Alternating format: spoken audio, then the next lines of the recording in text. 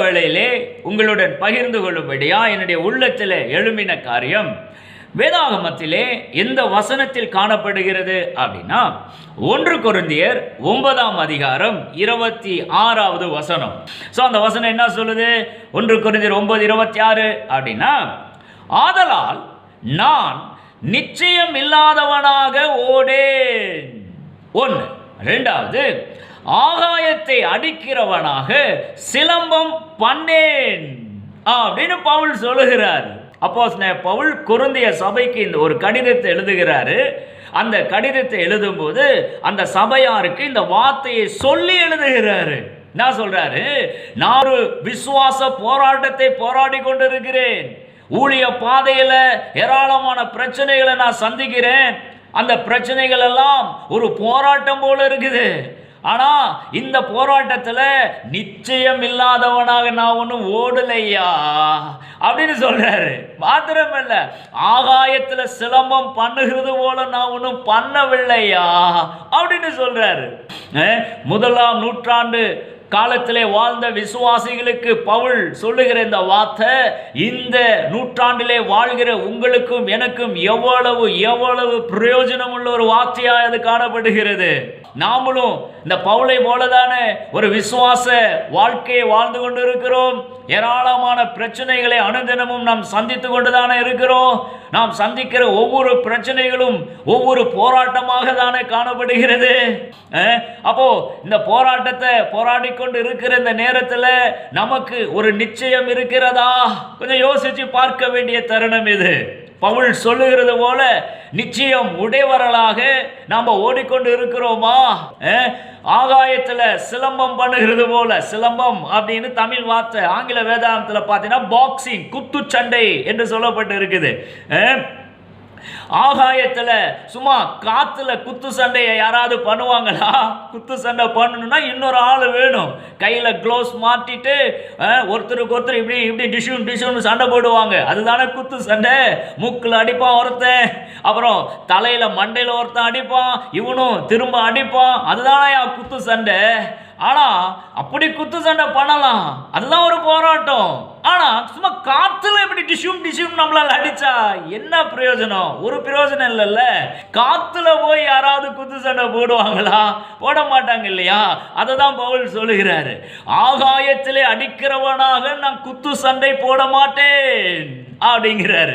இந்த நூற்றாண்டிலே வாழ்கிற ஏராளமான கிறிஸ்தவ விசுவாசிகள் காத்துல குத்து சண்டை போட்டு இருக்கிறாங்க. ஏன் தெரியுமா? நிச்சயம் இல்லை. ஏதோ இந்த கிறிஸ்துவம் அப்படிங்கிற ஒரு வாழ்க்கையில வந்தாச்சு இல்லையா? வாழ்க்கையின் ஒரு குறிப்பிட்ட காலகட்டத்தில் ஏதோ ஒரு வாழ்க்கையை வாழ்ந்து கொண்டு இருக்கிறாங்க. பைபிள் வாசிக்கிறாங்க, ஜெபம் பண்றாங்க, ஆலயத்துக்கெல்லாம் போறாங்க. ஏதோ ஒரு வாழ்க்கை போயிட்டு இருக்குது. தினமும் பிரச்சனை தாயா எனக்கு. காலையில் ஏஞ்சா நைட்டு படுக்கிற வரைக்கும் பிரச்சனை தாயா. ஒரே போராட்டமா இருக்குது ஐயா அப்படிங்கிற மாதிரி தான் சொல்றாங்க. ஒரு நிச்சயம் இருக்கிற மாதிரி தெரியல பாருங்க. அப்போ இந்த மாதிரி விசுவாசிகளை எல்லாம் எந்த கேட்டகரியில சேர்த்துறது அப்படின்னா, காத்துல குத்து சண்டை போடுறவன் எப்படி போடுவான்? சும்மா காத்துல டிஷும் அடிப்பான், எந்த இம்பாக்டும் இருக்காது. அது போலதான் ஏராளமான விசுவாசிகள் இந்த நாட்களிலே வாழ்ந்து கொண்டு இருக்கிறார்கள். ஆனா இந்த வீடியோவை பார்த்து கொண்டிருக்கிற உங்களை பார்த்து கர்த்தருடைய ஆவியான ஸ்பெசிபிக்காக நேரடியாக சொல்லுகிறாரு. பவுல் சொல்லுகிறது போல நீங்களும் சொல்ல வேண்டும் என்று சொல்லுகிறார். நான் ஒரு விசுவாச போராட்டத்தை போராடி கொண்டு இருக்கிறேயா, ஆனா நான் மிகப்பெரிய ஒன்றினை, ஒரு பிரைஸ், ஒரு ரிவார்டை அடைய போகிறேன், கட்டாயமாக அடைய போகிறேன் அப்படிங்கிற ஒரு நிச்சயம் எனக்கு இருக்குதையா. ஆகாயத்துல நான் குத்துச்சண்டைய பண்ணுகிறவனா இல்லையா அப்படின்னு நெஞ்சை நிமிர்த்து சொல்லுங்கய்யா. நெஞ்சை நிமிர்த்து சொல்லுங்கய்யா. சொல்ல வேண்டும் என்று இந்த நேரத்தில் கர்த்தருடைய ஆவியானவர் உங்களை பார்த்து சொல்லுகிறார். ஒரு நிச்சயம் இருக்க வேண்டும். பவுலுக்கு எவ்வளோ பெரிய நிச்சயம் பாருங்க. நானும் ஒரு போராட்டத்தை தான் போராடுறேன், ஆனால் ஒரு நிச்சயத்தோடு நான் போராடி கொண்டு இருக்கிறேன் அப்படிங்கிறாரு. ஏராளமான விசுவாசிகளுக்கு ஒரு நிச்சயம் இல்லை. எதை நோக்கி தங்களுடைய விசுவாச பிரயாணம் சென்று கொண்டு இருக்கிறது அப்படிங்கிறதே தெரியல பாருங்க. வேலை வாசிக்கிறாங்க, சின்சியரா வாசிக்கிறாங்க, ஜெபம் பண்றாங்க, ஆலயத்துக்கெல்லாம் போறாங்க. ஆனா எதற்காக இந்த விசுவாச ஓட்டத்தை நான் ஓடுறேன் அப்படிங்கிறதே தெரியல பாருங்க. ஒரு நிச்சயமற்ற தன்மை காணப்படுகிறது. அதை டிஸ்கிரைப் பண்ணக்கூடிய வார்த்தை தான் ஆகாயத்திலே சிலம்பம் பண்ணுகிறது. இப்போ இந்த 26வது வசனத்தை தானே நம்ம வாசிச்சோம். இந்த 26வது வசனத்துல அப்போஸ்தலனாகிய பவுல் தான் சந்தித்து வருகிறதான விசுவாச போராட்டத்தை தான் மையப்படுத்தி சொல்ல வராரு. அந்த விசுவாச போராட்டத்துல நான் நிச்சயம் இல்லாதவனாக ஓடேன் அப்படிதான் சொல்ல வராரு அப்படிங்கிறத ஏராளமானோர் ஏற்க மறுக்கிறார்கள். அவர்கள் எப்படி சொல்றாங்க அப்படின்னா, இல்ல விசுவாச போராட்டத்தை மையப்படுத்தி பவுல் ஒன்றும் சொல்லல, தன்னுடைய ரட்சிப்பு நிறைவேறுவதற்காக நான் ஒரு போராட்டத்தில் போராடி கொண்டு இருக்கிறேன், அந்த போராட்டத்தில் நான் நிச்சயம் இல்லாதவனாக ஓடல, அதை தான் சொல்ல வராரு அப்படிங்கிற மாதிரி சொல்றாங்க. ஆனால் இந்த வீடியோவை பார்த்து கொண்டிருக்கிற உங்களை பார்த்து நான் சொல்லுகிறேன், அப்போஸ்தலனாகிய பவுல் மிகவும் தெளிவாக தான் சந்தித்து கொண்டு இருக்கிறதான விசுவாச போராட்டத்தை தான் மையப்படுத்தி சொல்லுகிறாரே ஒழிய ரட்சிப்பு நிறைவேறதுக்காக நான் ஒரு போராட்டத்தை போராடுறேன் அப்படின்னு அதை மையப்படுத்தி சொல்லவில்லை. சரி, எப்படி சார் சொல்றீங்க அப்படின்னா, இந்த ஒரு வசனத்தை வச்சு நம்மளால பார்க்க முடியாது. அதற்கு மேல இருக்கிற 24 மற்றும் 25 ஆகிய 2 வசனங்களையும் சேர்த்தாப்புல நீங்க பார்க்க வேண்டும். ஓகே, ஸோ அந்த வசனங்களை நீங்க வாட்சிங்கன்னா இவர் என்ன சொல்றாரு அப்படின்னா, இந்த விசுவாச போராட்டத்தை பந்தய சாலையில அல்லது ஒரு விளையாட்டு மைதானத்தில் ரன்னிங் ரேஸ் ஓட்டப்பந்தயம் ஓடுகிற ஒரு ஸ்போர்ட்ஸ்மேனுக்கு ஈக்குவலாக அதை உருவகப்படுத்தி, மெட்டஃபார் என்று ஆங்கிலத்தில் சொல்லுவார்கள் அல்லவா, உருவகப்படுத்துதல்.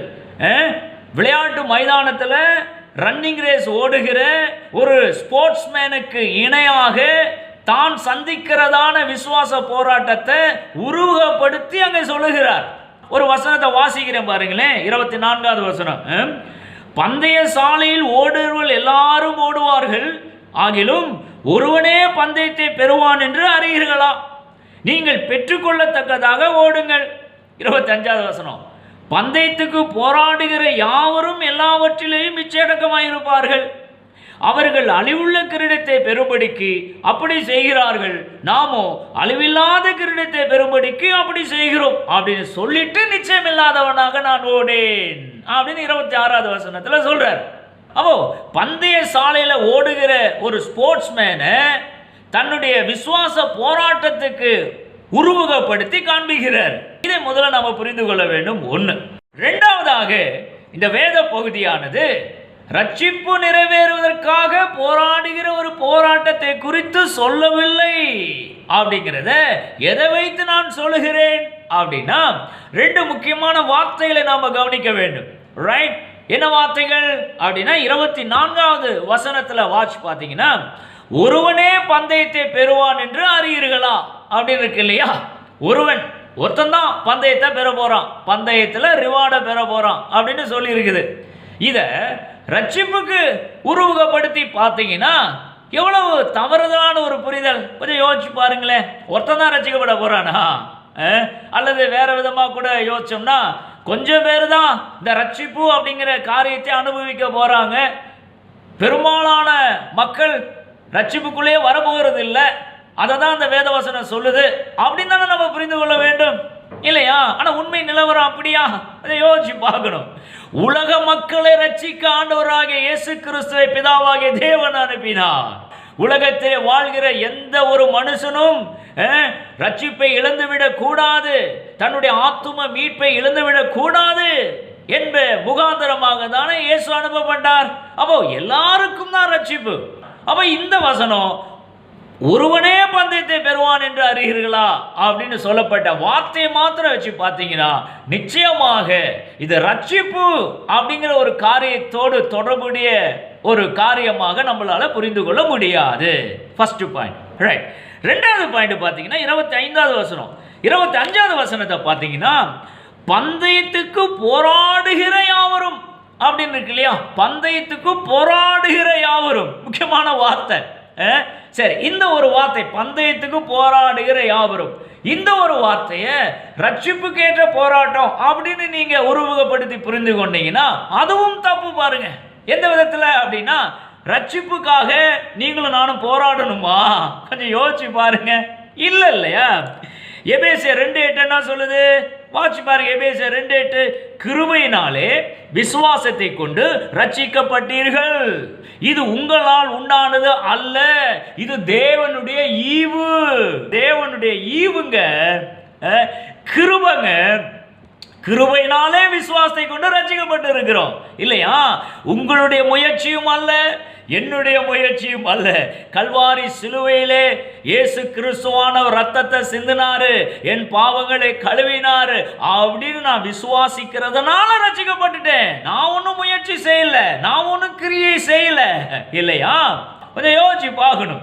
அப்போ என்னுடைய போராட்டத்தினால, என்னுடைய முயற்சியினால ஒன்றும் நான் ரட்சிக்கப்படல, கிருபையாக ஈவாக இந்த ரட்சிப்பானது எனக்கு கொடுக்கப்பட்டு இருக்குது. அப்போ இந்த காரியத்தை புரிந்து கொண்டோம் என்றால், இந்த 25வது வசனத்துல பந்தயத்துக்கு போராடுகிற யாவரும் அப்படிங்கிற வார்த்தையை ரட்சிப்புக்கு உருவகப்படுத்தி நம்மளால பார்க்க கூடாது அப்படிங்கிறது புரிந்து கொள்ள முடிகிறது. இன்னும் ஒரு படி மேல போய் சப்ஸ்டான்ஷியேட் பண்ண வேண்டும் என்றால், ரோமர் 8ஆம் அதிகாரம் 7வது வசனத்தை வாட்சி பாருங்க. ரோமர் 8:7, உடன் சுதந்திரர் அப்படின்னு ஒரு வார்த்தை அங்க வரும் பாருங்க. உடன் சுதந்திரர், கோஹேர் அப்படின்னு என்ன அர்த்தம் அப்படின்னா, பிதாவாகிய தேவன் ஆண்டவராய் இயேசு கிறிஸ்துவை சுதந்திரராக, ரட்சிப்புக்கு நீங்களும் நானும் பெற்றிருக்கிற ரட்சிப்புக்கு சுதந்திரராக இயேசுவை நியமித்திருக்கிறார் பிதாவாகிய தேவன். இயேசுவை சுதந்திரரா நியமித்து விட்டு உங்களையும் என்னையும் உடன் சுதந்திரராக நியமித்திருக்கிறார். அதான் உடன் சுதந்திரர், கோஹேர் அப்படிங்கிற வார்த்தைக்கு அர்த்தம் இல்லையா? நீங்களே நினைச்சாலும் நீங்க பெற்றிருக்கிற ரட்சிப்பை இழந்து போக வாய்ப்பே இல்லையா? வாய்ப்பே கிடையாது. அது மாதிரி ஒரு பாண்டிங்கை ஃபிக்ஸ் பண்ணி இருக்கிறாரு பிதாவாகிய தேவன். இயேசுவை சுதந்திரராகவும் உங்களையும் என்னையும் உடன் சுதந்திரராகவும் வச்சு ஒரு அக்ரிமெண்ட் சைன் பண்ணப்பட்டு இருக்குது. நம்ம பெற்றிருக்கிற ரட்சிப்பை இழந்து போகிறதுக்கு வாய்ப்பே கிடையாது. அப்போ இந்த 2 பாயிண்டும் எதை சப்ஸ்டான்ஷியேட் பண்ணுகிறது என்றால், இந்த பந்தயத்துக்கு போராடுகிற யாவரும் அப்படிங்கிற வார்த்தை ரட்சிப்புக்கு ஏற்ற ஒரு போராட்டம், ரட்சிப்பு நிறைவேறுவதற்காக நான் போராடுகிற ஒரு போராட்டம் அல்ல என்பதை தெல்ல தெளிவாக நமக்கு விளக்கி காண்பிக்கிறது. சரி, அப்போ இந்த பவுல் இந்த இடத்துல என்ன சொல்ல வராரு அப்படின்னு நம்ம புரிந்து கொள்ள வேண்டும் அல்லவா? ஓகே சார், ரட்சிப்புக்கு ஏற்ற போராட்டம் இல்லை, புரிஞ்சிருச்சு சார். விசுவாச போராட்டத்தை தான் மையப்படுத்தி பவுல் காண்பிக்கிறார். ஓகே சார், அப்புறம் என்ன சார் இது, ஆகாயத்தை அடிக்கிறவனாக சிலம்பம் பண்ணேன் அப்படின்னு அவர் சொல்றாரு, அது இன்னும் கொஞ்சம் ஊர்ஜிதப்படுத்தி கொஞ்சம் விளக்கமா சொல்லுங்க சார் அப்படின்னு நீங்க கேட்கறது எனக்கு புரியுது பாருங்க. கொஞ்சம் அதையும் நான் சொல்லிடுறேன். Price the Lord. ரைட்? எதனால அப்படி சொல்றாரு? ஏன்னா அந்த விசுவாச போராட்டம் அப்படிங்கிறது ஆகாயத்தில் சிலம்பம் பண்ற மாதிரி இருக்கக்கூடாது அப்படிங்கிறதுல ரொம்ப ரொம்ப தீவிரமா இருக்கிறாரு பவுல். ஏன் அப்படி தீவிரமா இருக்கிறாரு அப்படின்னு நம்ம புரிந்து கொள்ள வேண்டும் என்றால், 27வது வசனத்துக்கு நாம போகணும். 27வது வசனம், இந்த 27வது வசனம் என்ன சொல்லுது?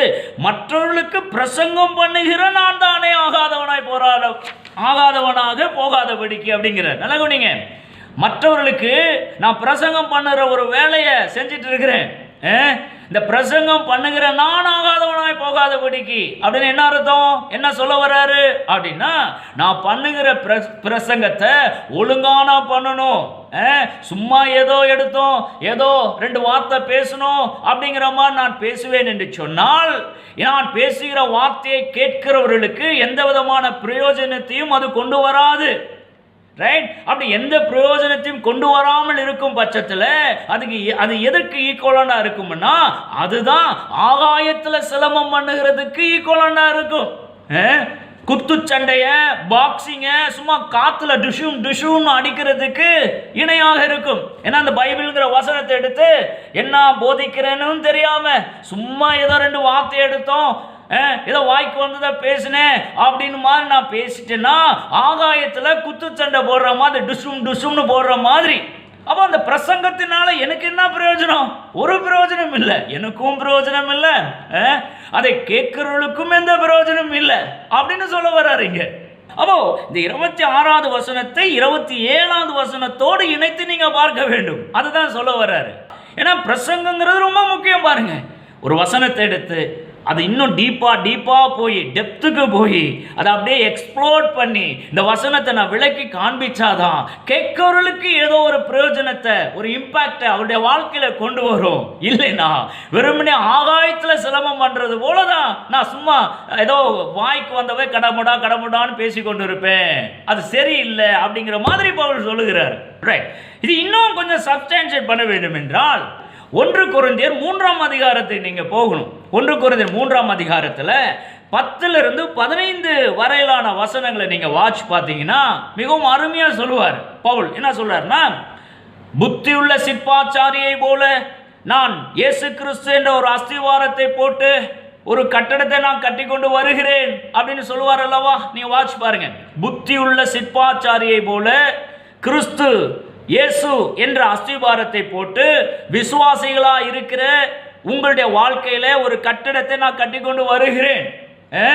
இந்த கட்டிடத்தை கட்டி கொண்டு வருகிறதுல அது சரியா கட்டுறனா அல்லது ஏடோ கூடமான கட்டுறனா அப்படிங்கிறது கடைசி நாளிலே விளங்கும் அப்படின்னு சொல்றாரு இல்லையா.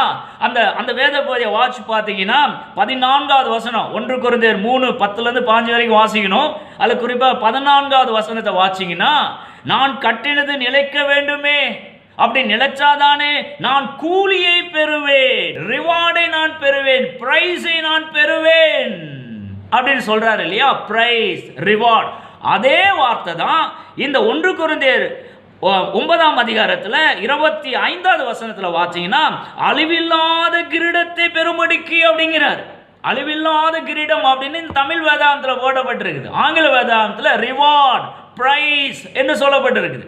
ரைட். அப்போ 1 கொரிந்தியர் 9:25 அழிவில்லா கிரீடம், கிரவுன் அப்படின்னும் 1 கொரிந்தியர் 3:14 கூலியை பெறுவேன், ரிவார்டை பெறுவேன் அப்படின்னு சொல்லி இருக்கிறதும் ஒரே சமாச்சாரத்தை தான் பவுல் சொல்லுகிறார். அப்போ நிச்சயமாக இந்த 1 கொரிந்தியர் 9 வாசித்து காண்பித்த வேத பகுதி எதை அதிகமாய் ஊர்ஜிதப்படுத்துகிறதுனா, நிச்சயமாகவே ரட்சிப்புக்காக போராடுகிற ஒரு போராட்டத்தை மையப்படுத்தி இந்த வேத பகுதி காண்பிக்கவில்லை. மாறாக விசுவாசம் என்ற போராட்டத்தில் நான் நிச்சயமாய் ஓடுகிறேன் என்பதை தான் வலியுறுத்தி காண்பிக்கிறது அப்படிங்கிறத நம்மளால புரிந்து கொள்ள முடிகிறது. இன்னொரு வசனத்தை வாசி விடுவோம். 1 கொரிந்தியர் 3:15வது வசனத்தை வாட்சி பார்த்தீங்கன்னா 1 கொரிந்தியர் 3:15 ஒருவன் கட்டினது வெந்து போனால் வேஸ்டா போயிடுச்சு, எந்த பிரயோஜனமும் இல்லை, ஆகாயத்தில் சிலமம் பண்றது போல நான் பண்ணிட்டேன், காத்துல டிஷ்யூம்னு பாக்ஸிங் பண்றது போல குத்துச்சண்டை போறது போல ஏதோ வாய்க்கு வந்ததை பேசிட்டேன், ஒரு பிரயோஜனமும் இல்லை, ஒரு பில்டிங்கை கட்டி எழுப்பி கொண்டு இருக்கிறேன்னு நான் நினைச்சிட்டு இருக்கிறேன், ஆனா அந்த கட்டிடம் வெந்து போயிடுச்சு. அதுதான் சொல்ல வர்றார் 1 கொரிந்தியர் 3:15 ஒருவன் கட்டினது வெந்து போனால் அவன் நஷ்டமடைவான், அவனோ ரட்சிக்கப்படுவான். இந்த இடத்திலையும் ரட்சிப்பை அவன் இழக்கவில்லையா, ரட்சிப்பை இழக்க முடியாது, இழந்து போகவே முடியாது. அப்போ இந்த 1 கொரிந்தியர் 9ஆம் அதிகாரம் 24 to 27 அப்படிங்கிற அந்த 4 வேத வசனங்கள் முழுக்க விசுவாசம் என்னும் போராட்டத்தில் நான் நிச்சயத்தோடு ஓடிக்கொண்டிருக்கிறேன் என்பதை தான் வலியுறுத்தி காண்பிக்கிறதே ஒழிய ரட்சிப்பு நிறைவேறதுக்கான ஒரு போராட்டத்தை போராடி கொண்டிருக்கிறேன் அப்படிங்கிறத எல்லளவும் இந்த வேத பகுதியானது நமக்கு காண்பிக்கவில்லை அப்படிங்கிறத தான் நம்ம புரிந்து கொள்ள வேண்டிய ஒரு சமாச்சாரம். சரி, ஏன் இதெல்லாம் இவ்வளோ தீவிரமாக சொல்கிறேன், இதில் என்ன சார் இருக்குது அப்படின்னா, ஏற்கனவே சொல்லிட்டேன்னு நினைக்கிறேன், ஏராளமான விசுவாசிகள் இந்த வேத பகுதியை வாசிக்கும் போது, ஐயோ நம்முடைய ரட்சிப்பு நிறைவேறத்துக்காக நம்ம ஒரு ஓட்டம் ஓடணுமே, ஐயோ ஒரு பிரயாசத்தில் ஈடுபடணுமே, ஐயோ அதை பண்ணணுமே இதை பண்ணணுமே அப்படிங்கிற ஒரு மைண்ட் செட்டில் தான் தங்களுடைய முயற்சியை ஏதோ ஒன்று செலவிட்டு கொண்டே இருக்கிறாங்க. பாருங்க, வேஸ்ட்டு, ஒரு பிரயோஜனமும் இல்லை. நீங்கள் என்ன செஞ்சிட முடியும் உங்களுடைய ரட்சிப்பு நிறைவேற்ற? கொஞ்சம் யோசிச்சு பாருங்க. இயேசு சிலுவையில் இயேசுவை தூக்கி போட்டது போல உங்களையும் தூக்கி போட்டா ஒருவேளை உங்களுக்கு ரட்சிப்பு கிடைக்குமா? இயேசு சிலுவையில் தொங்குனது போல நீங்கள் சிலுவையில் தொங்க முடியுமா? உங்களால் முடியாது இல்லையா? ரட்சிப்புங்கிறது இலவசமாக கொடுக்கப்பட்டு இருக்குது, ஈவாய் கொடுக்கப்பட்டு இருக்குது, கிஃப்டாய் கொடுக்கப்பட்டு இருக்கிறது. அதை நம்ம புரிந்து கொள்ள வேண்டும். ஏன்னா அந்த வசனத்தை வாசிக்கும் போது தப்பா புரிஞ்சு கொண்டோம்னா எங்க ஒரு ஃபண்டமெண்டலாக வீக் ஆகி போயிடுது. பாருங்க, நம்முடைய முயற்சி, நம்முடைய பிரயாசம், ஐயோ எப்படியாச்சும் கஷ்டப்பட்டு இந்த ரட்சிப்பை தக்க வைத்துக் கொள்ளணுமே அப்படிங்கிறதெல்லாம் மண்டையெல்லாம் யோசித்து கொண்டு இருக்கும். தங்களுடைய விசுவாச வாழ்க்கையினுடைய அந்த வாழ்நாளை விரயமாக்கி கொண்டிருக்கிறார்கள் ஏராளமான விசுவாசிகள். இல்லை, இந்த பகுதி ரட்சிப்பு நிறைவேறதுக்குண்டான ஒரு போராட்டத்தை குறித்து சொல்லவே இல்லை. நீங்க தைரியமா இருக்கலாம், ஏன் ரட்சிப்பு சாலிடா இருக்குதையா, அவர் சுதந்திரர். ரோமர் 8:7 அவர் சுதந்திரர், நான் உடன் சுதந்திரராக இருக்கிறேன், என் ரட்சிப்பு இழந்து போக வாய்ப்பே கிடையாது. ஆனா ஒரு விசுவாசம் என்ற போராட்டத்தில் நான் போராடி கொண்டு இருக்கிறேன். அந்த போராட்டத்தில் கூட எனக்கு ஒரு நிச்சயம் இருக்குது. பவுலுக்கு எப்படி ஒரு நிச்சயம் இருந்து அந்த நிச்சயத்தோடு ஓடினாரோ அதே போல எனக்கும் ஒரு நிச்சயம் இருக்குது. ஆனா போராட்டம் உண்டுதான், தினமும் பிரச்சனை இருக்குதான், ஃபேஸ் பண்ணி கொண்டுதான் இருக்கிறேன். ஆனால் அதுல எனக்கு ஒரு ஜெயம் இருக்குது. எனக்குள் விசுவாசம் என்ற போராட்டத்தை ஆரம்பிச்சு விட்டுருவரு, அந்த விசுவாசத்தை முடிக்கவும் எனக்கு உதவி செய்ய வல்லவராக இருக்கிறாரு. பவுல் இன்னொரு இடத்துல சொல்றாரு இல்லையா, 2 தீமோத்தி 4:7 என்ன சொல்றாரு, நல்ல போராட்டத்தை போராடினேன், ஓட்டத்தை முடித்தேன், விசுவாசத்தை காத்து கொண்டேன் அப்படின்னு சொல்றாரு. இல்ல என்ன போராட்டம்? ரட்சிப்பு கேட்ட போராட்டமா? இல்ல, விசுவாச போராட்டம். நல்ல போராட்டத்தை, நல்ல ஒரு விசுவாச போராட்டத்தை நான் போராடினேன், விசுவாசத்தை காத்துக்கொண்டேன் அப்படின்னு தானே சொல்றாரு. இன்னொரு சமாச்சாரத்தை சொல்றேன் பாருங்க, எங்கெங்கெல்லாம் பவுலுடைய நிருபத்தில் இந்த போராட்டம் என்ன, அப்புறம் இந்த பந்தய பொருள் அப்படிலாம் சொல்றாரோ அந்த வேத பகுதிகள் எல்லாம், வேத வசனங்கள் எல்லாம் உன்னிப்பா வாட்ச் பார்த்தீங்கன்னா விசுவாசத்தோடு தான் தொடர்புபடுத்தி சொல்லுகிறாரே ஒழிய ரட்சிப்போடு தொடர்புபடுத்தி சொல்லவே இல்லை. இன்னொரு வசனத்தை கூட காண்பிக்கலாம், 1 தீமோத்தி 6:12 பார்த்தீங்கன்னா கூட விசுவாசத்தில் நல்ல போராட்டத்தை போராடு அப்படின்னு தான் சொல்றாருல்ல. அப்புறம் பிலிப்பியர் 3:14 வாட்ச் பார்த்தீங்கன்னா கூட கிறிஸ்து இயேசுவுக்குள் தேவன் அழைத்த பரம அழைப்பின் பந்தய பொருளுக்காக இலக்கை நோக்கி தொடர்கிறேன். பரம அழைப்பின் பந்தய பொருள் 1 கொரிந்தியர் 9 கூட பந்தயத்துக்கு போராடுகிற. அப்போ பவுலுடைய நிருபங்களில் எல்லாம் போராட்டம் அப்படிங்கிற வார்த்தை, பந்தய பொருள் அப்படிங்கிற வார்த்தை எல்லாமே சுத்தி பார்த்தீங்கன்னா விசுவாசம் என்னும் போராட்டத்தோடு தொடர்புடைய ஒரு காரியமே அன்றி ரட்சிப்பு நிறைவேறத்துக்காக போராடுகிற ஒரு போராட்டம் அல்லவே அல்ல. இது விசுவாசிகளுக்கு தெரிந்திருக்கணும் பாருங்க. இல்லைன்னா ஆகாயத்தில் பாக்ஸிங் பண்ற மாதிரி சும்மா காத்துல டுஷும்னு அடித்து கொண்டிருப்பாங்க, தங்களுடைய வாழ்நாளை எல்லாம் வேஸ்ட் பண்ணி கொண்டு இருப்பாங்க. ஏன்னா ரட்சிப்பு நிறைவேறணும்ல, அதுக்கு நான் ஒரு முயற்சியில் ஈடுபட்டு கொண்டே இருக்கணும்ல. என்னையா நீங்க போராடுகிறீங்க ரட்சிப்பு நிறைவேறத்துக்காக? இல்ல, அது உங்களுக்கு ஈவாய் கொடுக்கப்பட்டிருக்கிறது. ஒரு நாள் உங்களுக்கு கொடுக்கப்பட்ட ரட்சிப்பை நீங்க இழந்து போகவே முடியாது. கிஃப்ட் ஒருத்தர் யாராச்சும் கொடுத்துட்டு உங்களிடம் திருப்பி வாங்குவாங்களையா? உலக பிரகாரமா வாழ்கிற மக்களே அப்படி செய்வாங்களா? கொஞ்சம் யோசிச்சு பாருங்க. உங்க மேரேஜ் நடக்குது, திருமண நாள் என்று ஏராளமான கிஃப்டை கொடுக்குறாங்க. ஒருத்தன் நாளைக்கு வந்து உன்கிட்ட கொடுத்த கிஃப்டை எனக்கு திருப்பி கொடு அப்படின்னு எவனாச்சும் கேட்பானா? உலக மக்களே கேட்காம இருக்கும்போது ரட்சிப்புங்கிறது ஈவு, ஒரு கிஃப்ட். அந்த கிஃப்டா கொடுக்கப்பட்டது எப்படி அந்த தேவன் உங்களிடம் பிடிங்க எடுப்பாரு?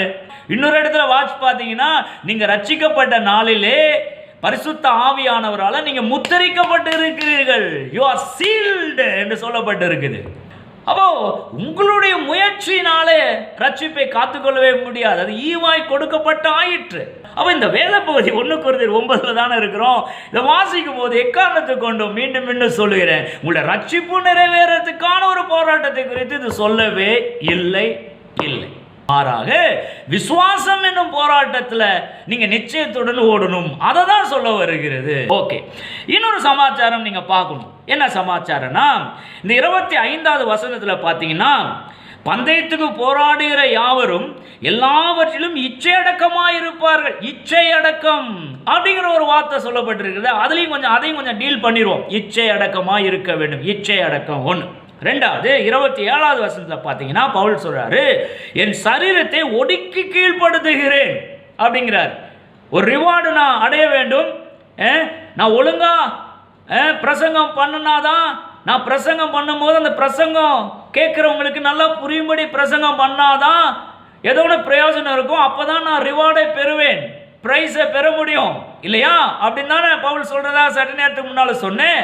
அப்படி சொல்லும் போது இதையும் சேர்த்து சொல்றாரு. என்ன சொல்றாரு? அந்த ரிவார்டை நான் பெறுவதற்காக என் சரீரத்தை ஒடுக்கி கீழ்ப்படுத்துகிறேன் அப்படிங்கிறார். அப்போ இச்சையடக்கங்கிற ஒரு வார்த்தை 25வது வசனத்துல வருது. 27வது வசனத்துல என் சரீரத்தை ஒடுக்கி கீழ்ப்படுத்துகிறேன் அப்படிங்கிற வார்த்தை வருது. இந்த ரெண்டு வார்த்தையும், இச்சையடக்கம், சரீரத்தை ஒடுக்கி கீழ்ப்படுத்துகிற காரியம், இந்த ரெண்டும் செல்ஃப் கண்ட்ரோல், சுய கட்டுப்பாடு அப்படிங்கிற கேட்டகரியில வருகிறது அல்லவா? அப்போ அதை எப்படி டீல் பண்ணலாம் அப்படின்னா, கலாத்தியர் 5ஆம் அதிகாரம் 22, 23 வாட்ச் பாருங்க. ஆவியின் கனிகள் அப்படின்னு பவுல் சொல்றாரு இல்லையா கலாத்தியருக்கு எழுதின நிருபத்துல. கலாத்தியர் 5ஆம் அதிகாரம் 22, 23 ஆவியின் கனிகள்.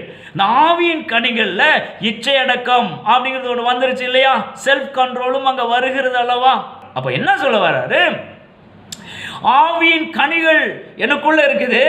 அந்த ஆவியின் கனிகளோடு சேர்ந்து நான் ஒரு போராட்டத்தை போராடி கொண்டு இருக்கிறேன் அப்படிங்கிற மாதிரி சொல்றாரு. Let me repeat the word once again. என் சரீரத்தை ஒடுக்கி கீழ்ப்படுத்துகிறேன் அப்படின்னா, ஏற்கனவே இந்த ஆவியின் கனிகள் எனக்குள்ள இருக்குது. இந்த ஆவியின் கனிகளிலே செல்ஃப் கண்ட்ரோல், இச்சையடக்கம், சுய கட்டுப்பாடு என்பது ஏற்கனவே அதுல இருக்குது. இந்த கனிகளோடு நான் விசுவாசம் என்னும் போராட்டத்தை போராடுகிறேன், ஆகையினால எனக்கு ஒரு நிச்சயம் உண்டு அப்படின்னு சொல்றாரு. இது ஒரு ஆவியின் கனி பாருங்க.